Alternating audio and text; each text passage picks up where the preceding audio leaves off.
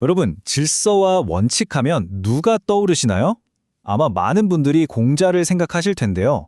그런데 동양사상 최고의 질서의 대가였던 바로 그 공자의 삶이 완벽한 혼돈에 빠졌던 순간이 있었습니다.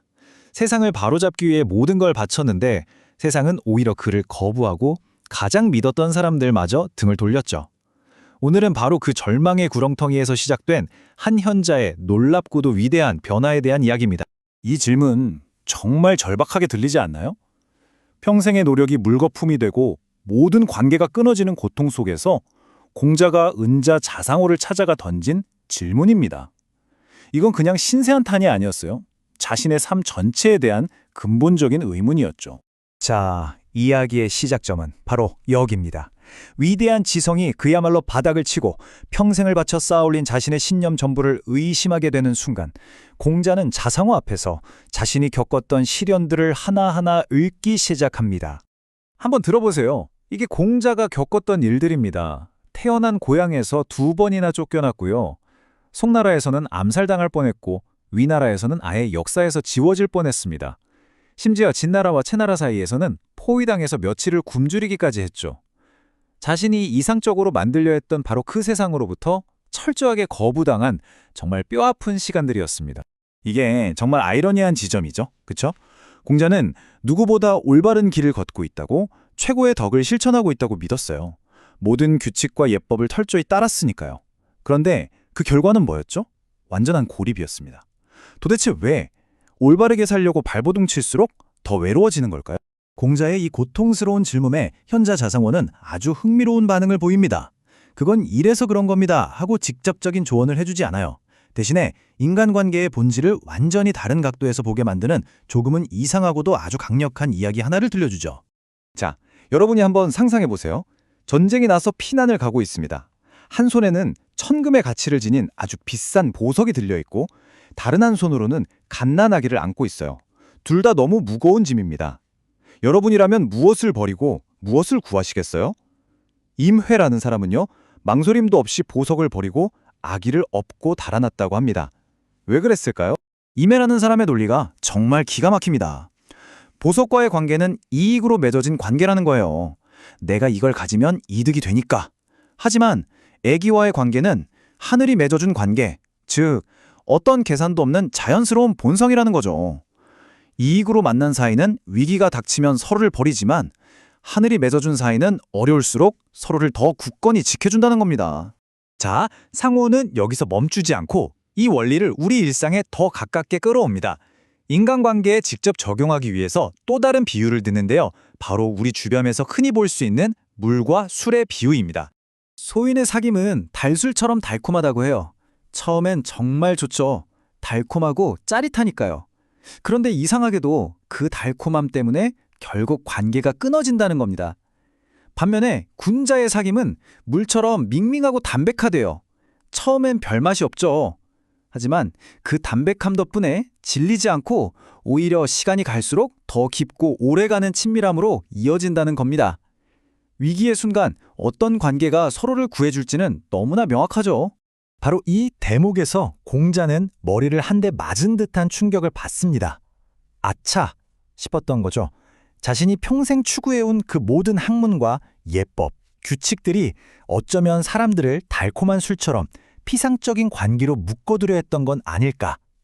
생명에 꼭 필요한 물 같은 관계가 아니라 겉만 번지르르 하고 쉽게 깨져버리는 관계를 만들고 있었던 건 아닐까 하고 말이죠. 이 깨달음은요, 그냥 내가 좀 잘못 생각했네? 이 정도의 작은 수정으로 끝나지 않았습니다. 이건 그야말로 삶에 대전한 혁명 같은 거였어요. 역사상 가장 위대한 학자가 자신의 정체성 자체를 송두리째 부정하는 정말 충격적인 행동에 나선 겁니다. 그 변화는 집으로 돌아가는 발걸음에서부터 나타나요. 자유로이 방황하며 걸었다 이렇게 묘사되는데요. 이게 그냥 터벅터벅 걸었다는 뜻이 아닙니다. 어떤 목표를 향해 똑바로 전진하던 과거의 삶을 완전히 버리고 이제는 목적 없이 그냥 그 순간의 흐름 자체를 즐기는 경지에 들어섰다는 걸 상징하는 거죠. 그리고 마침내 집에 도착해서는 정말 충격적인 행동을 합니다. 평생 자기 자신과도 같았던 그 학문과 책들을 다 버려버린 거예요. 지식과 규칙이라는 인위적인 틀로 세상을 판단하고 관계를 만들려 했던 과거의 자신을 완전히 버리겠다는 아주 극적인 선언이었습니다. 자, 그럼 여기서 질문이 생기죠. 스승이 갑자기 저렇게 180도 변해버렸는데 그 깐깐한 규칙을 따르던 제자들은 과연 어떻게 반응했을까요? 당연히 우리 스승님이 이상해졌다 하면서 혼란에 빠져 그를 떠나지 않았을까요? 그게 논리적으로는 맞는 추측이겠죠.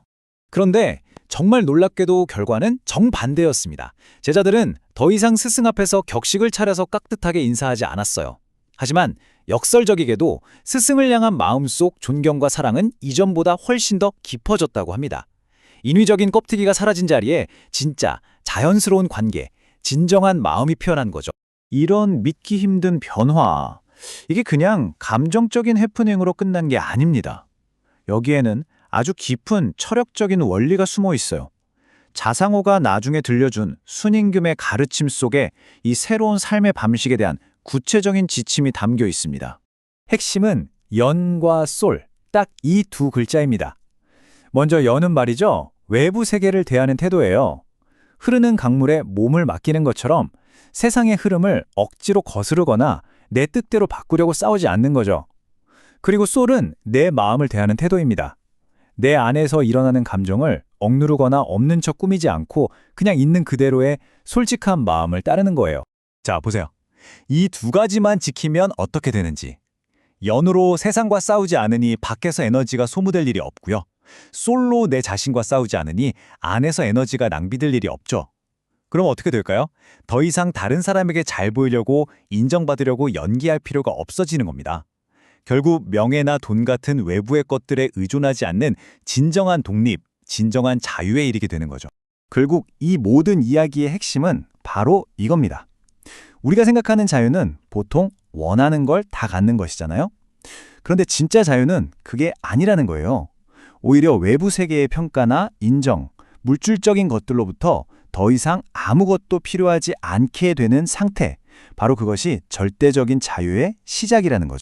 공자는 평생 쌓아온 학문과 명성, 그 모든 것을 버리는 선택을 통해 역설적으로 더 깊은 관계와 진정한 자유라는 새로운 모든 것을 얻었습니다.